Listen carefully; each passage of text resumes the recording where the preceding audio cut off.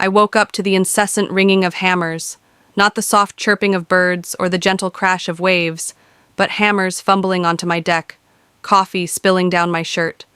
I crouched there on my own beach, stood Linda from the HOA, her wide-brimmed hat casting a shadow like a vulture's wings. She held a huge wooden sign announcing community beach access, HOA property behind her. A posy of clipboard-laden HOA minions pounded posts into the Sammy sand. Rubbing my eyes, I hope this was a nightmare, but Linda's smug wave and bullhorn blare made it official. Today marks a new age of community spirit, she bellowed, adding as voted by the HOA. This beach now belongs to the people. My jaw dropped.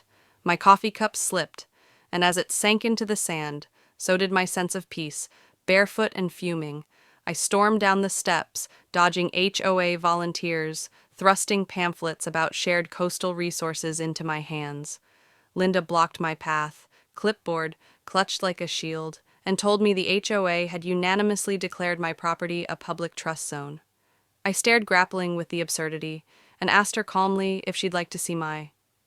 Did he actually wrinkle her nose as if I'd presented her with a rotting fish huffing that community enrichment trumped old paperwork, fighting the urge to laugh? I pulled the framed deed from my office and marched back onto the beach. Linda squinted at the official seal as if it were a hieroglyphic, then boisterously announced my ownership moot, because community need trumps individual greed.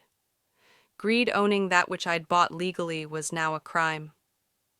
The situation got out of hand within hours. Linda organized an emergency HOA meeting on my beach, complete with folding chairs, a pop-up stakeout tent, and free lemonade to entice neighbors' arms crossed. I sat through her spin of me barricading the beach from hard-working families and future generations, labeling me a cartoon villain, laughing maniacally over my pilfered shore. The mob whipped up into a rage, shouted, "Open the beach!" And down with greed I half feared pitchforks. The next evening I staked out 2 HOA board members, sneaking onto my land, placing dummy rock security cameras and no trespassing owner signs with my name aimed at me. I recorded them from my porch, hardly restraining laughter. This was gold if I needed proof they were attempting to frame me as a trespasser on my property. It was pathetic, yet infuriating. During the following days, Linda's campaign escalated.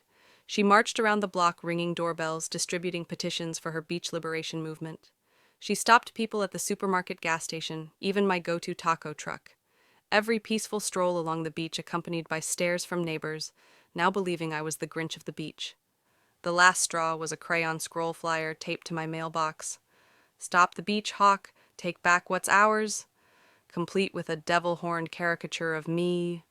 Linda wasn't interested in my beach. She was interested in my dignity that night. Gazing up at moonlit waves, anger surrendered to inspiration. If they wanted a public beach, I'd give them one they'd never forget. I called Jake, my old college roommate and president of National Surfing Federation, after hearing my plight. He roared with laughter. "You're insane, and I love it. Let's do it." As we hatched a plan. I grinned. Linda had picked a fight she couldn't win. They wanted a circus. I'd deliver one so grand they'd regret stepping onto my shore the next morning. I woke buzzing with mischief by noon. Trucks rolled in unloading stages, tents, porta-potties, and surf gear workers in neon vests set up sound systems and marked competition areas. Neighbors' gawked rumor spread like wildfire. Jake had brought string sponsors, pros, surfers, food vendors, even celebrity appearances were booked. This wasn't just an event. It was a national surfing qualifier held on my beach by mid-afternoon. Linda stormed across the sand, her hat bobbing angrily, demanding to know what was going on. I let her vent about bylaws and environmental infractions, then handed her a pile of permits. Noise vendors, parking all. Ironclad, her hands trembled as she searched them, finding no opening, defeated. She withdrew. Seething for 2 days, my beach became a joyful festival. Multicolored flags waved, food vendors trailed the edges, and news trucks rumbled in. Residents were ecstatic, businesses flourished, and children ran squealing across the sand. Linda did establish a dismal protest booth with a banner that read, "Save our beach, stop the chaos." Her brochures blamed me for despoiling the environment and corrupting youth. Few took notice. Her loyalists sulked in folding chairs in the sun. Then Mr. Thompson, a reserved HOA board member, leaned over and whispered a warning. Linda was organizing a citizens' blockade to halt spectators. I warned Jake and our security team, who increased patrols and recruited off-duty deputies. Linda was walking into a storm she couldn't control the night before the contest. A pre-party lit up the beach, a celebrity surfers demo attracted crowds, bonfires glowed and music filled the air. I sat by the water sipping a drink, feeling the fear Linda had stirred transform into something unstoppable. Her protest station dwindled to 3 miserable souls. She paced, phone glued to her ear, plotting her next move. I almost pitied her. Almost competition day. Dawned electric by 8 a.m. The beach buzzed with surfers, families, and reporters. Food vendors sent aromas wafting, and announcers' voices boomed. Then Linda's shriek cut through the air in a neon vest emblazed community watch captain. She stormed the entrance, blocking a young surfer. He sidestepped her like a pigeon, but she charged at another group, slipped in wet sand, and face-planted into a child's sandcastle. The crowd gasped, then burst out laughing. Cameras flashed, news crews caught it, and Sandy Linda trended online. She sputtered, rallying her protesters, but many slunk away, embarrassed. The surfing continued, announcers joking about the shoreline wipeout. Then a rumble resounded, a line of bulldozers, cement mixers, and a crane barred the entrance road. Linda stood over there, arms crossed, victoriously. She'd conned contractors into believing this was in the interest of community safety. I handed security my ownership documents, and within minutes, deputies came along issuing citations for trespassing. The contractors, realizing they'd been tricked, yelled at Linda and scurried to relocate their equipment.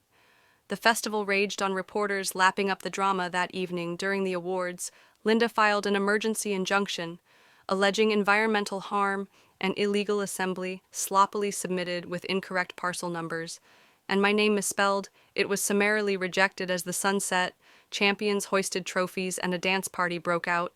Linda retreated, shoulders hunched. Her defeat was sealed the following day. As volunteers struck camp, a bombshell fell. A reporter exposed Linda's true scheme. She and a select group of HOA members had conspired to take my beach over for a luxury condo builder, with millions in kickbacks. Promised the community access ploy was a lie to cover up their greed. Outrage erupted, neighbors felt deceived, and even HOA loyalists turned against her. An emergency meeting witnessed homeowners fill the community center, yelling down Linda's excuses. Leaked emails and developer meetings were revealed, and a landslide vote removed her from office, banning her from future HOA positions. The state attorney general opened an investigation for corruption, and the HOA collapsed. Linda's world exploded, jobless, divorced, and memed into oblivion. She left town, my beach pristine once again became a symbol of resilience. The HOA's new leader, Mr. Evans, apologized and acknowledged my rights. Jake proposed an annual Freedom Surf Festival, funded to save the beach and benefit local charities. The first event tripled in size, attracting crowds, celebrities, and media, marking the town's rebirth. One night under a bonfire, locals joked about Linda's antics. Duke presented me with a plaque, defender of the beach. The crowd cheered, and I knew I hadn't just saved my beach. I'd helped the town reclaim its soul as waves whispered under the stars. I knew no one could steal this freedom.